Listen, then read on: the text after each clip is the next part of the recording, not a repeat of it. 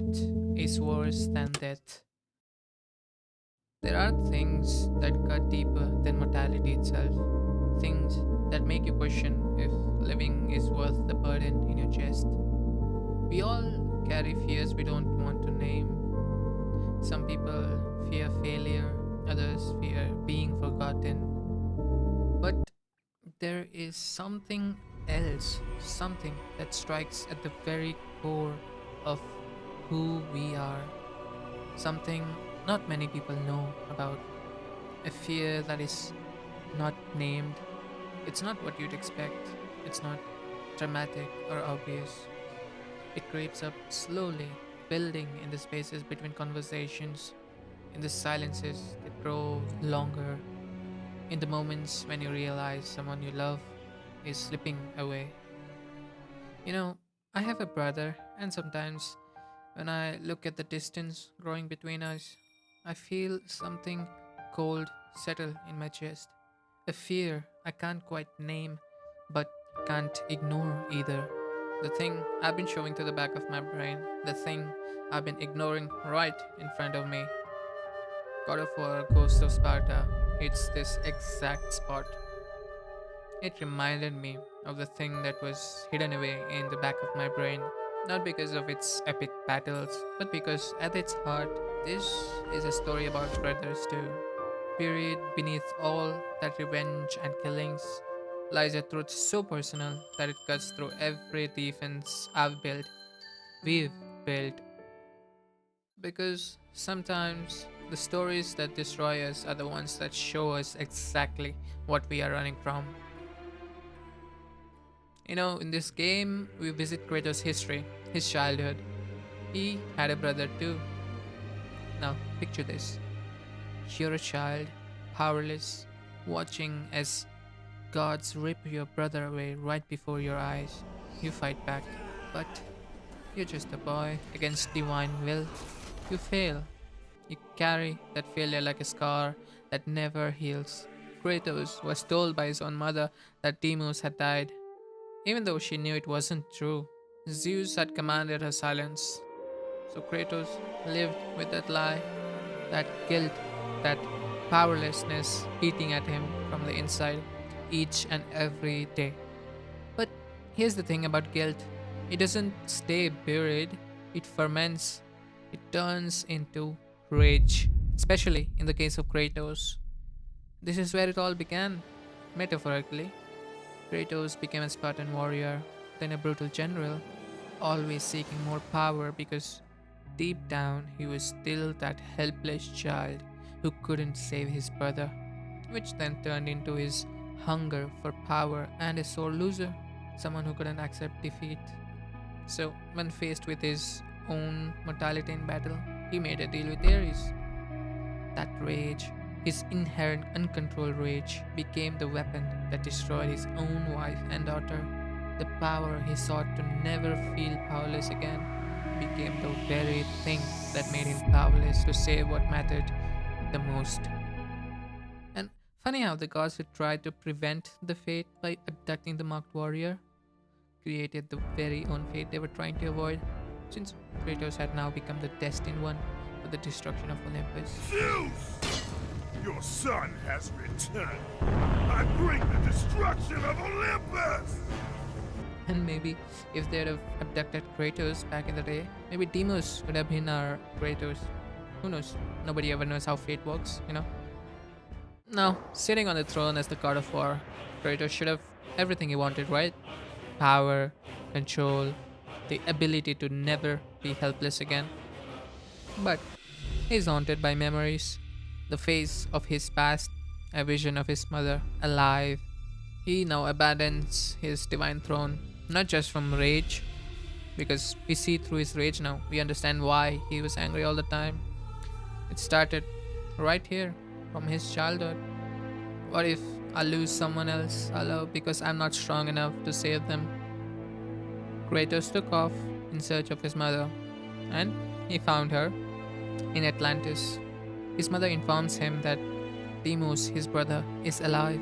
Deimos? He lives, trapped in torment.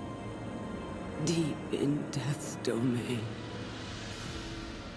Kratos, shocked and confused, asked her, But he's gone. You told me that he was... I'm sorry. I had no choice but to lie. and then the truth crashes. Why? Now he understands. The brother he thought was dead has been suffering in the domain of death all these years while Kratos lived, fought, and became a god. He now also got to know that Athena was there. Athena! You lied to me! Athena was helped him. She was the one who was there when his brother was being abducted. You were there. And then he screams. He tells Athena, You should have saved him.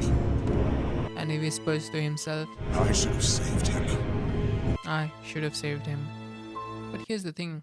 As soon as his mother told him that his brother was alive and who his father was, which she was forbidden to do so, she turned into a monster.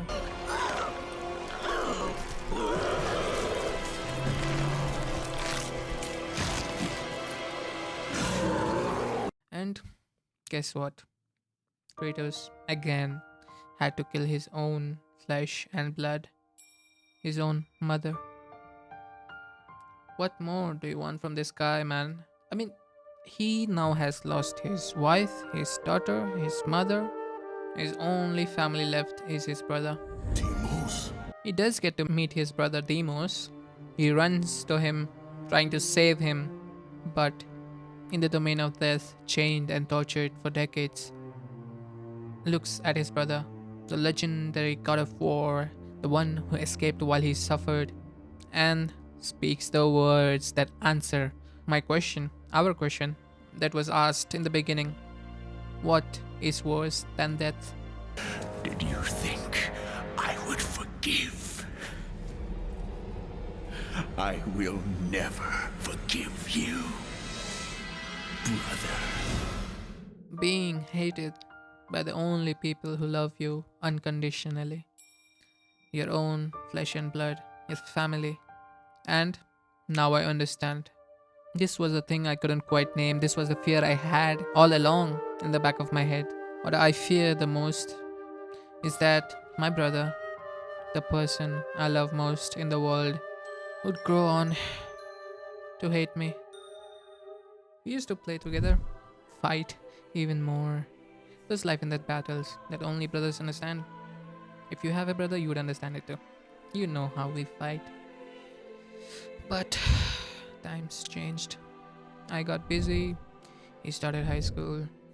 The only thing remained were the small talks. Even though we lived under the same roof, I could feel him drifting away, and it fills me with guilt and fear. The distance between me and my brother is my own doing. It's because I took it for granted, and I understand that I don't ever want to repeat I should have saved him. ever in the future. Deimos hates Kratos for not saving him, for letting him undergo such torment and suffering. And here's the thing, it wasn't even Kratos' fault. But he never tries to give excuses. He does not explain or tell anything, he just listens. Because what would you even do by stating the reasons now? This is the present, and both have suffered enough, yet both are unaware of the weight each has been carrying. They fight, but Kratos stops fighting back. You left me! Get up! Fight me! He takes all the hits because in his mind he thought of himself as a failure and that he deserved this beating. This is one of my sayings. Brother, let all your pain out on me, for if my death would finally bring you peace, I will gladly give it away. Throughout this fight of few words, they start understanding each other. Deimos has now forgiven Kratos as he understands. It was not Kratos' fault, and he couldn't have done anything. Now, they reconcile. They proceed to fight Thanatos, the god of death who tortured Deimos. I mean, they do defeat him, but victory comes at the ultimate price. Deimos dies while trying to protect Kratos. Deimos now is finally free from his torment, but leaving Kratos more broken than ever. Kratos buries his brother in the old fashioned Spartan way. He says, You are free now, brother. finally lets him go. Letting go is not an act of forgetting, but about accepting and moving on for the sake of the bygones. Deimos' death scars the very fear Kratos always had, starting from the moment when Deimos was taken away. Even now, when he had power, he couldn't save his brother right in front of his eyes. His fear of being powerless to save the people who mattered to him the most. He has now lost his only family. He now has nowhere else to go to. He is all alone in this world where everyone, almost everyone, even the highest beings in his world, hates him, fears him. He was a one man against the whole world. He has now gone deeper into that hole of pure guilt and rage. And looking at the events of his story, this pushes me to be better, to be a better brother. I ask you this, people say we would die for our loved ones. We would give our life in a split second to save the people who matter the most to us. But would we become stronger for them? Strong enough to shield them from adversities, to lift them when they fall, to push them up and beyond. I am very lucky to have a stable life, and to put this on a pedestal is a direct slap to the unfortunate. The least I can do, the least we fortunate people can do, along with our wants, is to also look out for what we have. Cherish those close to you, and if you have no one else, you still have yourself, don't you? Love yourself. Become so strong that nobody can just come in and take away a piece of your living. Because the worst thing isn't death, it's living with the regret that you didn't love enough while you had the chance, that you were not strong enough to protect the only ones that matter. But here's what Kratos didn't know yet. What he couldn't see through all that pain and guilt. His story wasn't over. Sometimes when we think we have lost everything, when we believe that we are good for nothing, life offers us one more chance. So it did to Kratos, because years later, in the forests of Midgard, a different Kratos would hold his son's hand. He would have faced love, Atreus' trust. He would learn that the curse wasn't permanent, that hands capable of destruction could also protect, guide, and heal once more. But that's a story for another time. For now, remember this. You may have lost many things, but the people you love are still here, aren't they?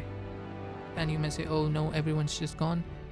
You still have yourself, the only person who will be with you throughout the beginning and the end of your life.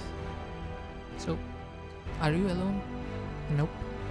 The distance you feel, even from yourself, can still be bridged. And sometimes the greatest act of love is simply choosing to try. Right, brother? I will not lose you again.